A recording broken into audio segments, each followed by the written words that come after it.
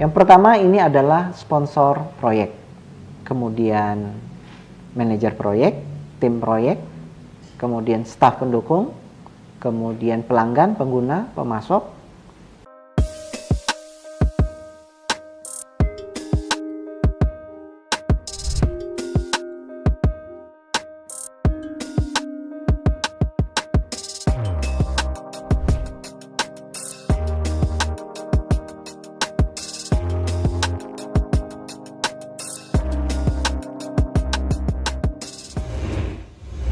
Kemudian yang ketiga, pengalaman pengguna kontekstual dan sosial, yaitu antarmuka yang mengantisipasi kebutuhan pengguna dan menyediakan konten, produk, atau layanan yang paling tepat. Kemudian yang keempat, ini adanya Internet of Things atau IoT, yaitu penggunaan internet ini akan berkembang ya seiring dengan ditambahkannya satu sensor ke dalam satu hardware ya.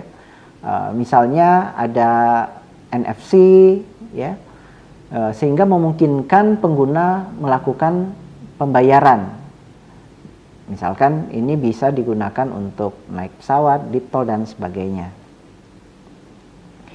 Kemudian yang kelima, adanya komputasi awan, ya, yaitu di sini perusahaan akan beralih dari mencoba memahami cloud menjadi membuat satu keputusan tentang kapan harus mengimplementasikan layanan cloud ini. Karena dengan adanya layanan cloud ini, maka data itu akan mudah diakses dari mana saja. Kemudian atribut proyek ini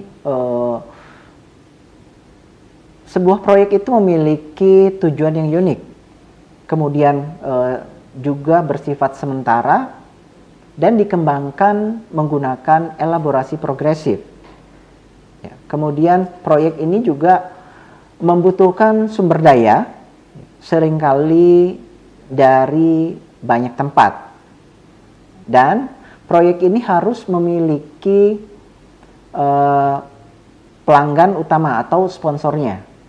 Nah, proyek ini juga sponsor proyeknya biasanya memberikan arahan dan pendanaan untuk proyek. Biasanya proyek ini juga melibatkan adanya ketidakpastian. Oke. Nah, ini tugas untuk Anda. Yang pertama, silakan Anda ceritakan tentang satu proyek yang pernah Anda tangani. Silakan Anda bisa ceritakan proyek apa saja. Mungkin proyek itu terkait dengan teknologi informasi, pengadaan komputer atau pembelian laptop atau apapun ya yang terkait dengan teknologi informasi. Ya. Kemudian juga kenapa itu disebut proyek ya, dan apakah proyek yang pernah Anda tangani tersebut gagal atau berhasil. Nah, kemudian Anda bisa ceritakan kegagalan dari proyek itu. Nah, Anda bisa nanti ambil contoh dari contoh sederhana, misalkan Anda minta belikan perangkat laptop kepada orang tua. Nah, bagaimana Anda memulainya? Nah, silakan nanti bisa diceritakan. Oke, kemudian di sini ada proyek dan manajer program. Nah, manajer proyek ini bekerja dengan sponsor proyek, tim proyek, dan orang lain yang terlibat dalam proyek untuk memenuhi tujuan proyek. Kemudian program ini adalah sekelompok proyek terkait yang dikelola secara terkoordinasi untuk memperoleh manfaat dan kontrol yang tidak tersedia dari pengelolanya. Ini. Ini kemudian berikutnya, manajer program ini bertugas mengawasi program sering bertindak sebagai bos bagi manajer proyek.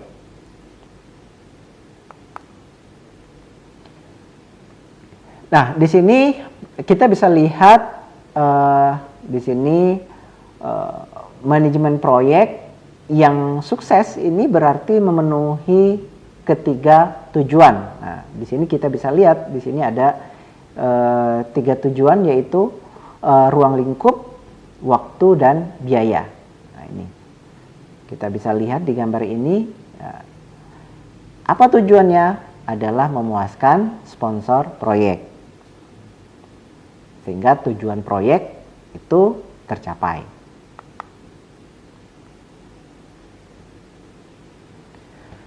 Kemudian apa itu manajemen proyek? Nah, ini. Manajemen proyek adalah aplikasi pengetahuan, keterampilan, alat dan teknik untuk kegiatan proyek untuk memenuhi persyaratan proyek. Nah, manajer proyek ini akan berusaha untuk memenuhi batasan rangkap 3 dengan menyeimbangkan sasaran ruang lingkup, waktu, dan biaya proyek. Ya, di sini kita bisa lihat framework dari manajemen proyek. Ya, di situ adanya kebutuhan dari stakeholder dan harapannya. Ya. Kemudian di situ juga ada beberapa pengetahuan, ya, ada scope management, ada time management, ya, ada cost, ada quality, dan seterusnya. Ya, berikutnya adalah pemangku kepentingan atau stakeholder dalam satu proyek, yaitu adalah orang-orang yang terlibat atau berpengaruh dalam kegiatan proyek ini. Nah, kemudian stakeholder ini meliputi apa saja? Ya. Yang pertama ini adalah sponsor proyek, kemudian manajer proyek, tim proyek, kemudian staf pendukung, kemudian pelanggan, pengguna, pemasok. Nah, ini selain itu juga ada juga penentang proyek. Ya. Berikutnya adalah area pengetahuan ini menggambarkan kompetensi utama yang harus dikembangkan oleh seorang manajer proyek. Di sini ada 4 bidang pengetahuan inti yang mengarah ke tujuan proyek tertentu. Di antaranya adalah ruang lingkup, waktu, biaya, dan kualitas. Kemudian juga memfasilitasi area pengetahuan, ya, adalah cara untuk mencapai tujuan proyek. Ya. Di antaranya adalah sumber daya manusia, komunikasi, risiko, dan manajemen pengadaan.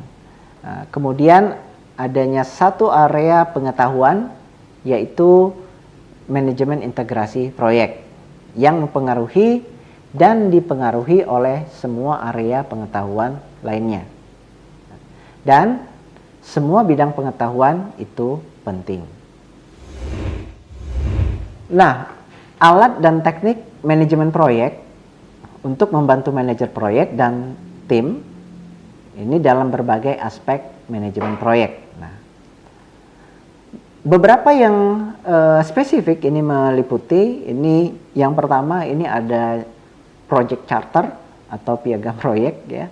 Kemudian pernyataan ruang lingkup, kemudian WBS, kemudian proyek charter ini berisi informasi penting yang mencakup penjelasan ringkas dari sebuah proyek yang akan dijalankan.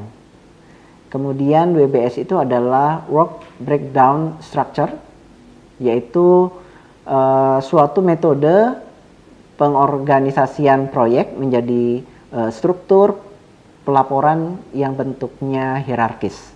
Nah, WBS ini digunakan untuk melakukan breakdown atau memecahkan tiap proses pekerjaan menjadi lebih detail. Ini dimaksudkan agar proses perencanaan proyek memiliki tingkat yang lebih baik.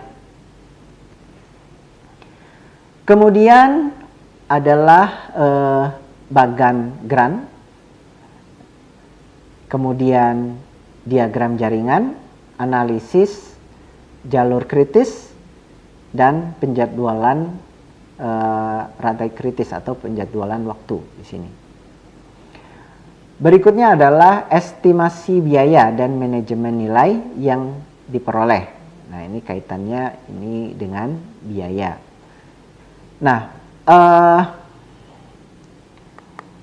kalau di sini kita bisa melihat, ya, di sini kita bisa melihat adanya beberapa bagian yang lebih spesifik, yaitu di sini kita bisa lihat adanya kategori atau area pengetahuan, ya. Kemudian adanya tools atau alat dan teknik yang digunakan. Ya, ada yang disebut dengan super tools atau alat super.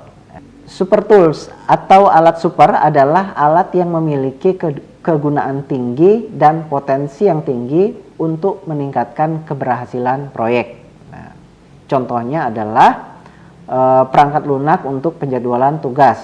Nah, ini seperti perangkat lunak dalam manajemen proyek.